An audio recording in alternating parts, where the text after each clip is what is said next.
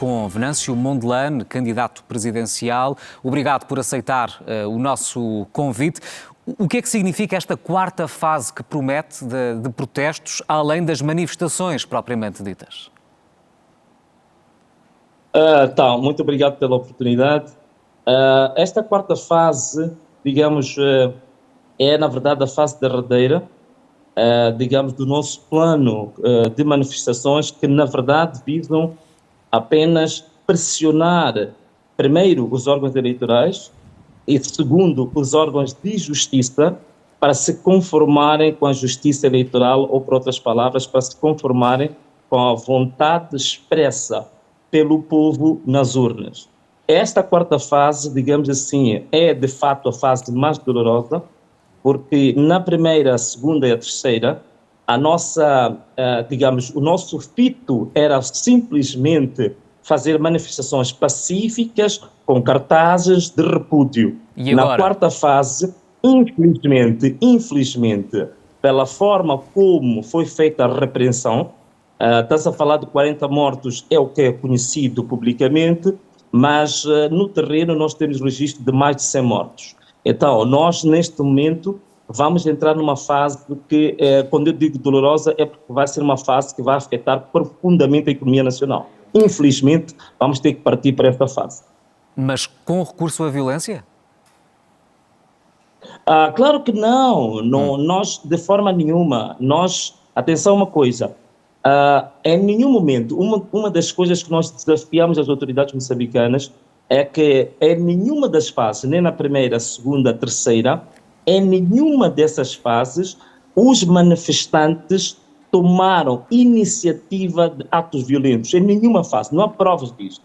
Por exemplo, ainda há pouco tempo estava-se a dizer que houve vandalismo, assalto às lojas, empresas. Agora, graças a Deus, com a tecnologia que nós temos hoje, estão a viralizar vídeos que comprovam que quem assaltou e quem roubou aos agentes econômicos foi exatamente a polícia. Temos muitos vídeos que provam isso. Polícias a roubarem na Shoprite, que é um grande supermercado que nós temos na cidade de Maputo, lojas de particulares, aí até em casas privadas, a polícia, temos vídeos, inúmeros vídeos. Então, e nós não temos evidências de alguma situação em que os manifestantes tivessem tido iniciativa ou de atacar a polícia, ou de atacar e destruir bens públicos ou privados. Isso não existe provas disto. O que existe é que em algum momento houve uma espécie de manifestação de um direito de legítima defesa dos manifestantes quando a polícia usou força desproporcional. Olha, se me permitires, eu vou dar um exemplo muito simples.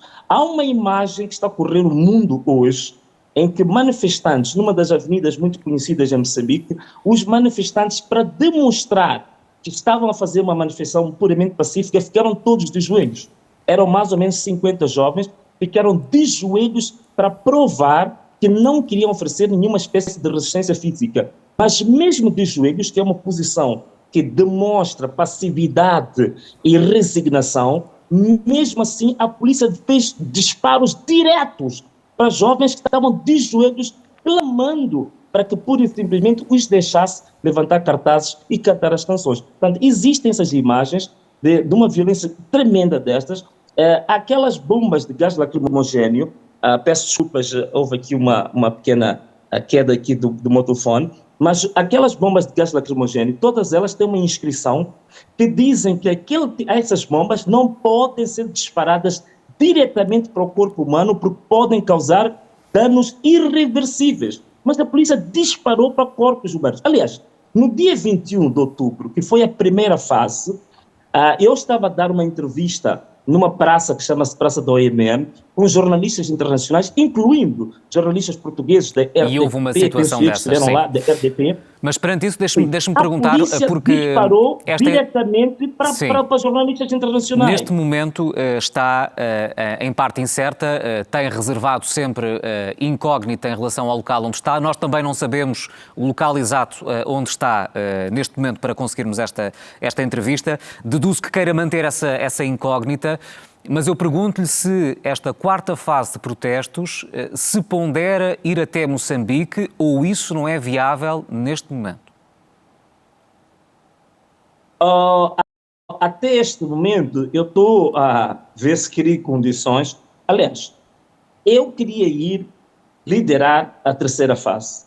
O que aconteceu é que houve inúmeras, digamos assim, clamores, posso dizer assim, de pessoas que pediram encarecidamente que eu não fosse a Moçambique. Eu recebi milhares de e-mails, de cartas, de mensagens, até de abaixo-assinados, a dizerem que eu estava proibido de ir a Moçambique. Portanto, eu não fui a Moçambique porque a população, os manifestantes, pediram de forma encarecida que eu lá não fosse.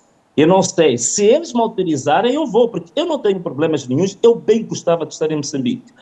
Mas esta quarta fase, eu digo que estou em parte incerta porque eu gostava também de partilhar que eu escapei a 2 atentados. O primeiro atentado que eu passei foi no dia 19 de agosto, que estava numa província que chama-se Inhambane, num distrito chamado Zalala, com um polícia que estava nas minhas costas, pronto a disparar, uma arma de 9 milímetros e 15 balas na câmara.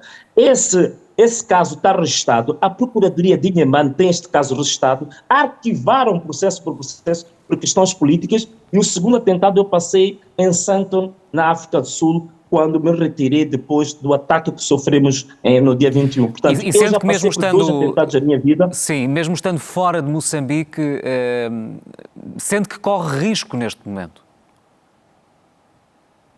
Sim, eu sinto que corro risco, mas eu confesso uma coisa, eu não estou tremido por isso. Eu sei que neste momento a informação que me chega é que o CISE, que é a Força de Inteligência de Moçambique, agora está a trabalhar com o CINSE, que é a inteligência da Angola, para fazer rastreamento das minhas chamadas dos locais onde eu estou, e também sei muito bem que estão neste momento à procura de cooperação internacional para a minha localização. Eu não estou preocupado com a minha vida física. O que eu estou preocupado é exatamente com este caos, com esta miséria que este povo vem sofrendo há 50 anos. Então, eu neste momento não sou assim uma pessoa tão especial que eu possa considerar-me, mas eu creio que as pessoas me usam como um alto-falante. Quer dizer, eu sou uma espécie de um vaso que estou sendo usado para liderar um clamor que está encravado na garganta das pessoas há 50 anos. E como altifalante desse clamor, estaria eventualmente disponível para um encontro com Daniel Chapo? Em todas as minhas lives eu demonstrei abertura para o efeito, não só abertura para o diálogo, como também avancei a alguns termos de referência que nós podemos levar à mesa do diálogo. Eu já dei esta indicação, claramente. Infelizmente, até este momento, o Partido Frelimo e o próprio candidato não reagiu a todas as manifestações de abertura do diálogo e, inclusivamente, dos termos de referência para o diálogo que eu publicamente já apresentei. Olhando também para essa linha de pensamento político que tem, julgo que não afasta a possibilidade de um governo de unidade nacional. O que eu pergunto é que condições teria de ter, no seu entendimento, um governo de unidade nacional? Apenas partidos da oposição ou também o Partido Frelimo? Sim, se for um governo de unidade, tem que ser mesmo unidade, não pode ser fragmentado. E isto não é um problema, não é uma questão que eu coloco apenas para a questão de crise.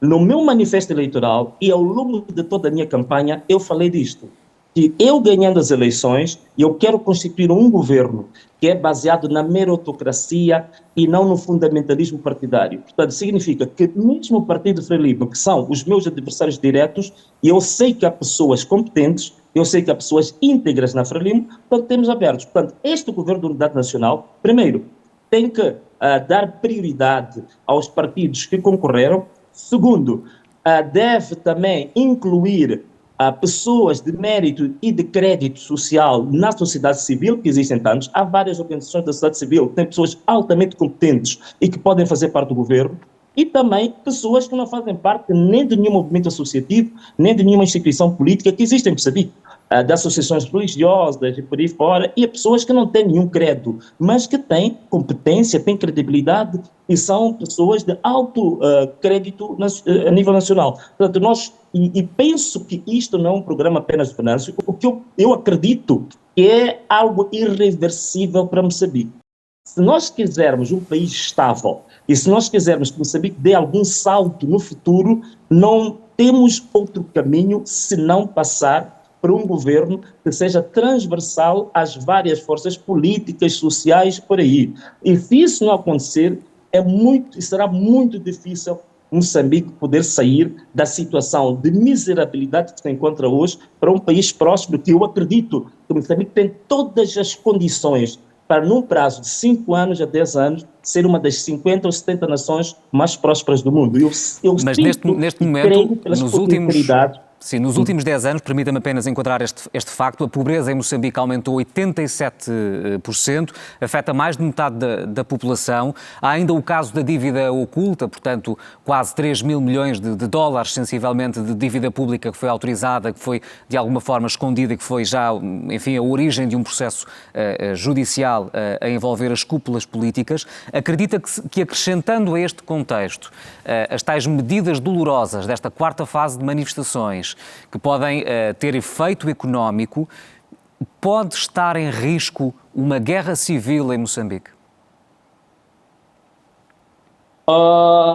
Eu, cá por mim, por aquilo que é, digamos assim, o que nós acreditamos e o modelo de sociedade que nós queremos, está muito longe de nós fazer qualquer tipo de movimento armado ou qualquer intervenção sob o ponto de vista armado. Isto está fora de questão.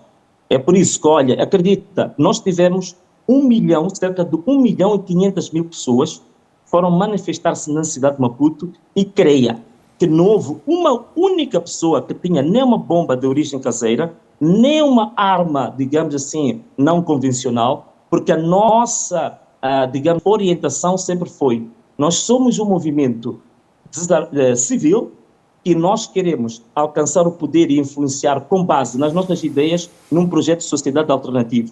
Da minha parte e dos nossos manifestantes, do partido que neste momento suporta a minha candidatura, nós não vislumbramos e somos totalmente aversos a qualquer forma de resolução de conflito ou da crise por via militar ou por via armada. Isto está fora de questão. Sim. O que nós vamos fazer são manifestações dentro do direito constitucional que nós temos, que nos assegura que, havendo ordens ilegais, há um direito constitucional que nos assiste de não obedecer essas ordens ilegais. E uma das questões que nós queremos fazer é a manifestação em áreas que, logicamente, são cruciais para a economia de Moçambique. O que está a acontecer, nós não vamos forçar a ninguém a aderir à nossa marcha. O que nós vamos fazer é passar uma mensagem, como aconteceu em relação a Garcia, que é um dos maiores corredores de desenvolvimento e uma das maiores fronteiras que nós temos em Moçambique, que liga Moçambique e África do Sul.